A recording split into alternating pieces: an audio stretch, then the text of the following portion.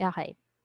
So, what is civilization first? So, let us define it first before we fully excavate or we're fully get into the different civilization of Mesopotamian region.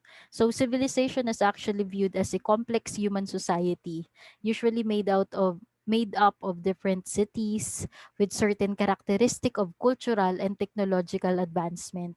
In many parts of the world, early civilizations formed when people began coming together in an urban settlement. So in our previous discussion, we talked about how men developed, right? How early men developed na from living in caves, they started to domesticate animals and also started to plant agriculturally, and they settled in those places where they plant their crops. So that's the start already of civilization when people started to settle down.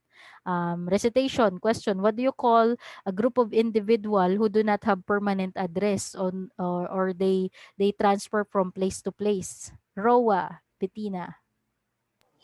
Nomadic po. Correct, nomadic people. So, in our previous discussion, the early men are like nomadic people. They transfer from place to place looking for better opportunity. But in this point of history, they learn to settle. Okay, they learn to stay in a certain place, plant their crops in there, domesticate animals in there, and that's the time they form a city. Actually, it started as a mini group of individual, and then they just another family live close by to the point that they made up a city already. But don't imagine it like a city like what we're having now, Quezon City, Manila. No, it's just like imagine in a scale of barangay, parang ganun lang sila, really really few. Okay, but at least they bond together. They come together kasi it's safer eh during that time of history. Living close by to one another is safer and more productive. Okay. So here are like the characteristic of a civilization. So you can actually label group of individuals as they form their own civilization if first they have an advanced city. And when you say advanced city, it does not refer to having building, transportation, car and like that. Kasi we're referring it nga as prehistorical situation. So basically, advanced cities refer to yun nga ability to come together, and then also they have their house, some made out of clay, some made out of leaves, like that. So yun, advanced city na yun. Okay, as labeled. Sorry for typographical error in here. It's advanced. Okay, advanced city.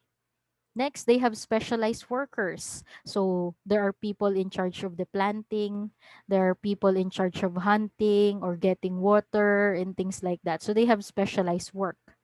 Next, also they have complex institution. So either they have religious side or they have religion to entertain it with. They have also group of individual training future farmers, training future herders, and so on.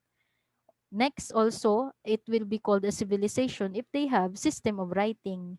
Every civilization that develop, they have their own writing. 'Di ba? The writing of the Egyptians, hieroglyphics, 'di ba? So things like that. So they form their own writing system. And lastly, technology. And when you say technology, again, don't put it in a modern setup. Technology is just as simple as being able to use tools for your betterment. So let's say even as simple as bow and arrow, a spear, or let's say other equipments for cooking. Yun, that's already somehow categorized as technology. Okay, so these five characteristic are like what defines a civilization. Am I appearing choppy to you? Am I choppy? No naman. Yan. Kasi I feel like I am. But anyway, here are like the four river valley culture that occurred in the early time of history. All of them will be discussing. Pero we're just gonna be focusing in this portion muna. The Mesopotamian region.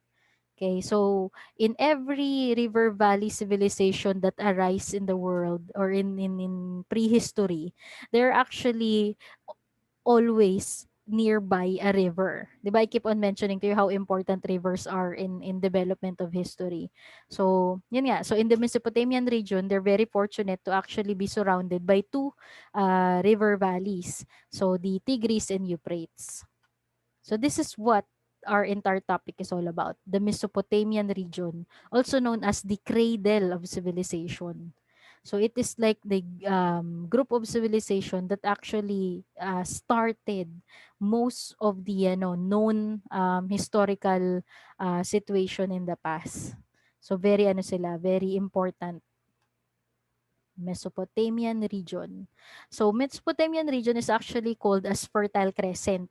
Aside from it being labeled as the cradle of civilization, where the civilization actually really grew from, they call it Fertile Crescent. Fertile kasi the land around the Tigris and Euphrates River are very healthy or like bountiful. The soil is rich. Okay, the soil is rich. Whatever you plant in there, it flourish, it grows. Okay, so fertile. And then crescent kasi it's shaped like a moon. Take a look at that. Ayan, a crescent form. So meaning to say, the fertile crescent refers to the rich soil surrounding the Euphrates and Tigris, and at the same time, it's shaped. Okay, so fertile crescent. So that's the Mesopotamian region. Okay. So one thing you have to know about Mesopotamian civilization also is like its term Meso and Potamia are actually two Greek words combined. When you say Meso, middle, 'di ba? Middle. Remember the previous discussion, Mesolithic, 'di ba? Middle age. Okay. So Meso means middle and then Potamia actually means rivers. Okay, Potamia means rivers. That's why hippopotamus. Do you know what is the complete English term of of hippopotamus? Hippopotamus. You know that animal. Hippo kasi means horse. Hippo means horse. Potamus means river. So hippopotamus means actually river horse. River horse. Okay, so yun, kaunting kaalaman. So anyway, Mesopotamia actually means between the rivers. Okay, so yun, Mesopotamia. So those two rivers are Tigris and Euphrates, and the Mesopotamian region is currently located in the present-day Iraq. So if you have your Asian map with you, try to look at Iraq in there, and that's actually where the Mesopotamian region is actually located. So basically, the civilization in the Mesopotamian region lasted for approximately 3,000 years. So before and after Jesus Christ, the Mesopotamian region is actually very rich in history. Okay? So yeah, more information pa about Mesopotamia as we move forward. So, yan. So, let's talk about the geographical condition of Mesopotamia. They only experience little rain in that region since it's in the Middle East, di ba? We talk about environmental and topography last quarter, right? So, in the Middle East, little rainfall. They have a hot and dry climate. They also experience windstorms, leaving muddy river valley in winter. And also, they experience catastrophic flooding in the Tigris and Euphrates during spring. They also have a arid soil containing little mineral in some portion of its desert. Pero the ones that are closer to the river banks, those are like rich soil wherein they could really plant. And then no stone or timber resources. So, syempre, those stones and timber resources could only be found in mga rainforest or forestry topography. But one thing with Mesopotamia, it's not forestry. It's not it doesn't they do not contain forest in there. So, they don't have those minerals, 'di ba? And resources. So, try to look at this image right here. So, levee. So a levee is actually a formation of soil near river banks. So let's say this is Euphrates River, and then there would be like a formation of soil in there, which is actually categorized as very rich. You could plant anything in there, and it will grow. So yun yung mga natural levee. So usually it forms like that, and then the people of Mesopotamian region live on top of that. Okay, so their towns, their city states are actually located on that. And then far from that levee are already like the desert and the swamp, which they don't live in there. Kasi aside from it's far from fresh water, it's hard to do agriculture in that portion. So basically, they do agriculture in this portion of the levee. And this levee formation are like, as you see, surrounded in the Euphrates River, um, some parts of Tigris, but this is where they settled most of their civilization. So that portion. Okay. So yan. So I will not discuss specifically about this natural levy, kasi this is the general heart of our discussion.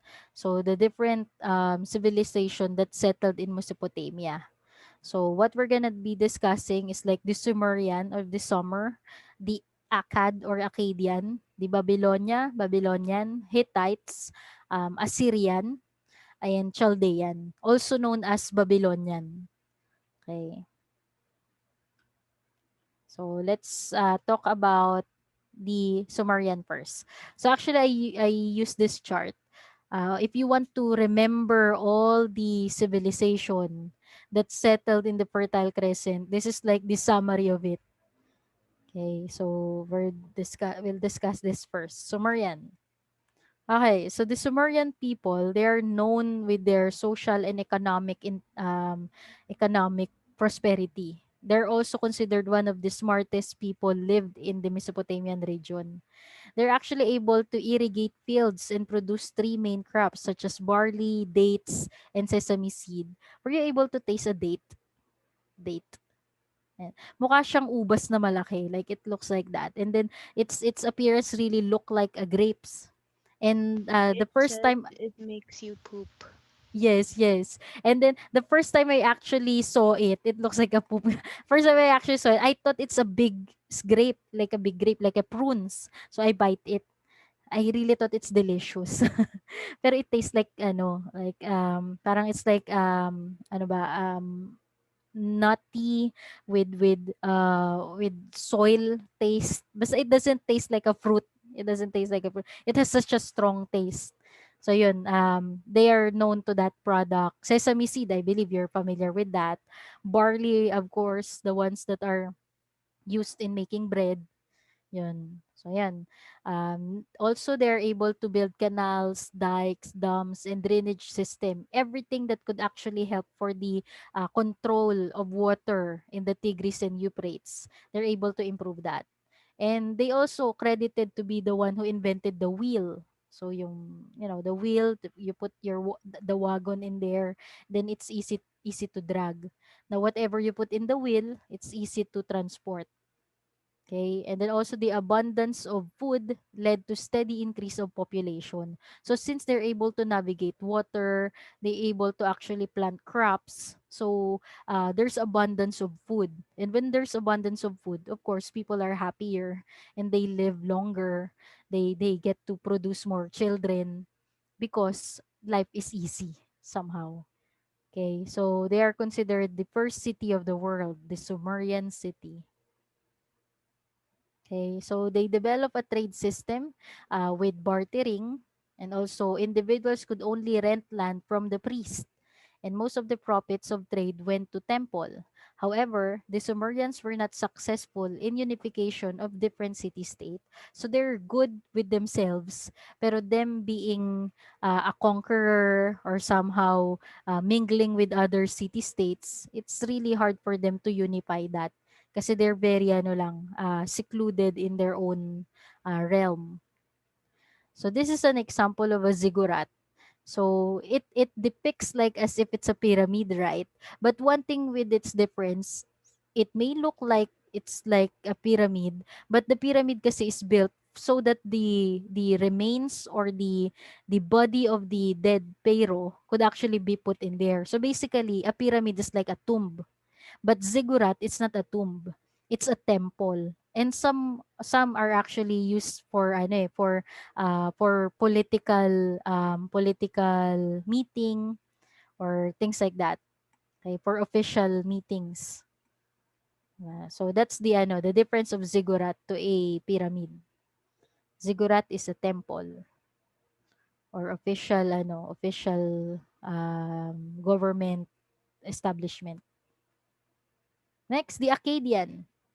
So after the Sumerians, the Akkadians came, especially with their leader Sargon. So he's actually viewed to be as Sargon the Great, and he actually branded himself as the Lord of the Four Corners of the world. So grabe, no, grabe niya i-praise yung sarili niya. It's because Sargon was able to conquer Sumeria. So they're like a group of people who invaded Sumeria, who is actually a very known place during that time. Tapos it's Sargon, who's like the leader of Acadia, who who actually conquered Sumeria. So he really view himself as highly. Parang ang galing ko kasi I was able to conquer that. So yun. So Sargon unified Lower Mesopotamia after conquering Sumeria in 2331 BCE. So they established capital at Akkad, spread Mesopotamian culture. However, short-lived dynasty as Akkadians were conquered by the invading barbarians. So what the Akkadian did to Sumerian, it was actually done to them by the next invader. So, as you notice, there are so many civilization that settled in Mesopotamian region kasi it has no natural barrier. Parang it's just really like a flat land and then river. So it's really hard to defend yourself if your place you're living in is so open na any invading group that arise could really just invade you kasi there's no natural barrier to stop them. No mountains to block and no massive natural barrier to protect the cities. So yun. So what Acadians did to Sumeria on conquering them, they were conquered by another group. So the Babylonian. In some books, they are actually also called the Amorite. Pero Amorite, Babylonian, they're just the same. So group of nomadic invaders settled in a small village of Babylon, then gradually became magnificent. So what the Amorite or the Babylonians did, they're not immediately a strong group of individual. They actually somehow gradually became strong and they conquered the then Akkadian group. So they built a ziggurat dedicated to their chief Babylonian god Marduk. And always remember, in the Babylonian civilization, they have a very great leader in there. And he is King Hammurabi. Who knows Hammurabi in here? May narinig niyo na ba si Hammurabi before?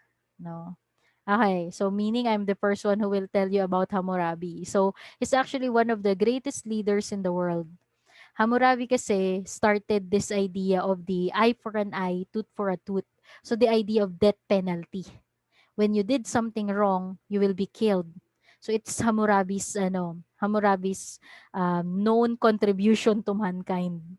Yeah, so take a look at on your book on page 114 and there's a snippet of that there of Hammurabi Code. Ano ba yung book? 114. Kasi there's a portion in that wherein every misdeed that you're actually doing has a punishment. So ayan on page 114, the eye for an eye, tooth for a tooth. So if a son strike his father, his hands will be uh, hewn off, meaning it will be cut off. So if a man put out the eye of another man, his eye shall be put out as well. So basically, what Hammurabi did in the Hammurabi's code is what you did to others, it will be done to you. Okay, so that idea. So Hammurabi was actually known to that situation. Okay, Hammurabi's code. And one thing with Hammurabi, he made sure that that code of law is known by everyone. Kaya he have it engraved in a clay tablet and then posted all around the city. All around the city so that everyone knows that there's a rule for that. There's a law for that. So in return, his people respect him, and at the same time they have a peaceful civilization because there's this punishment of a certain deed. Get it? Sana di pa kayo inaantok. And if you feel like you're sleepy, shake, shake, shake. Okay? Kasi you look not fine. Next. Ayan, also another image of Hammurabi. So yan. So he's the sixth Amorite king who conquered Acadia and Syria as well, Assyria rather.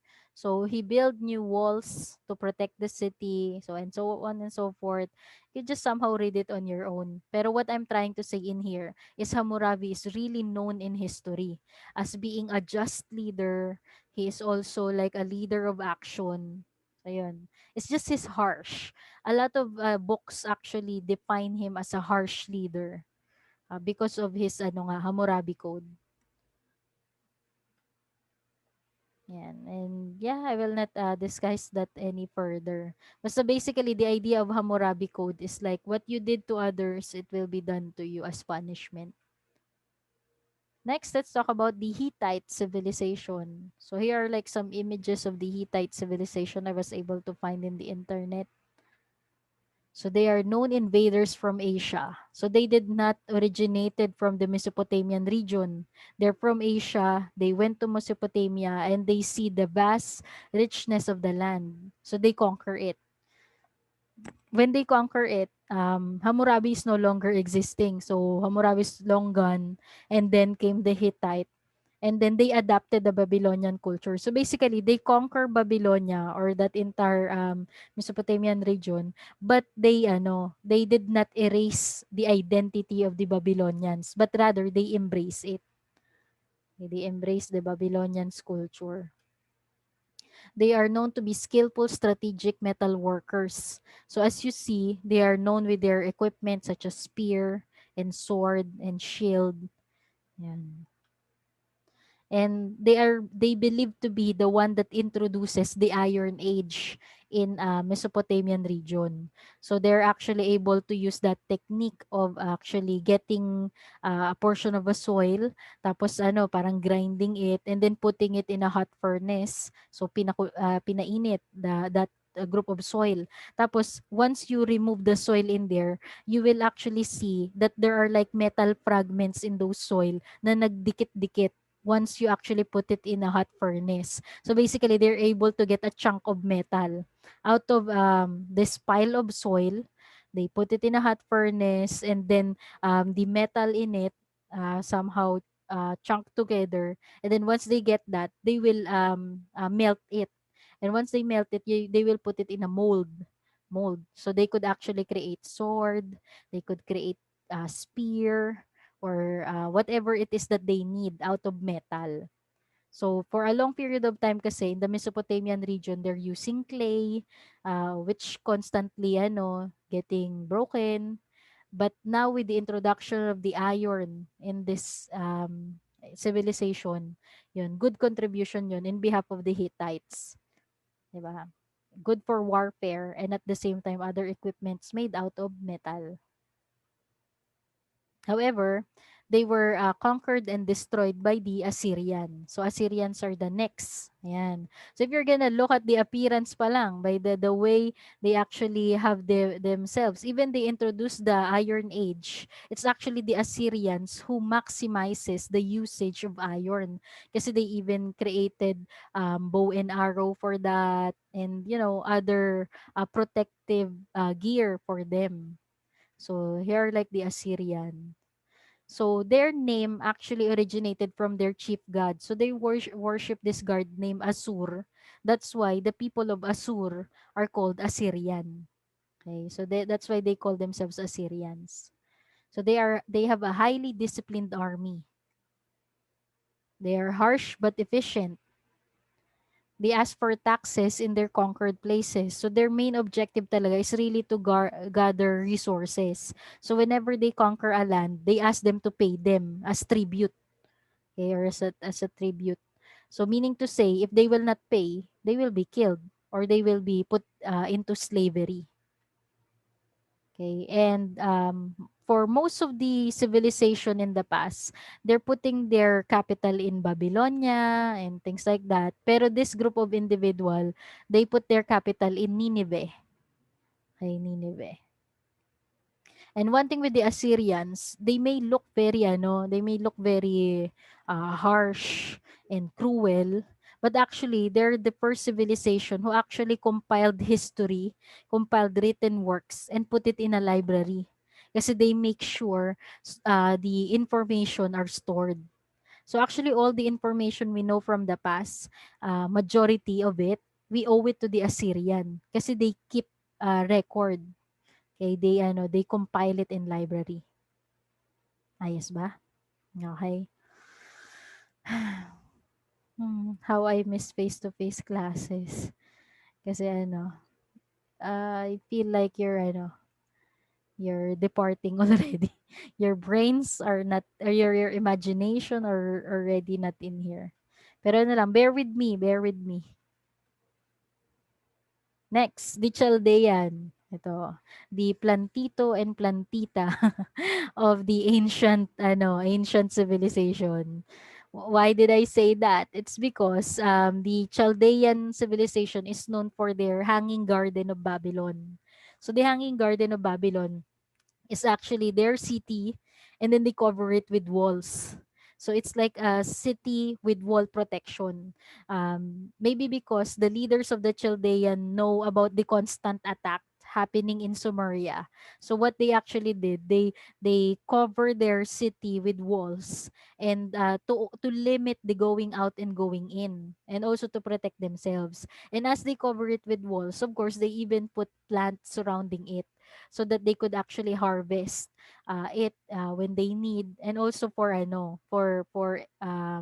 the the air supply that could actually be produced by those plants.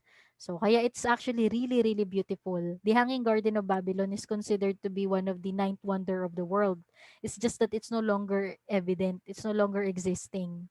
Though you might be thinking, how do we know that it's true if it is already no longer existing?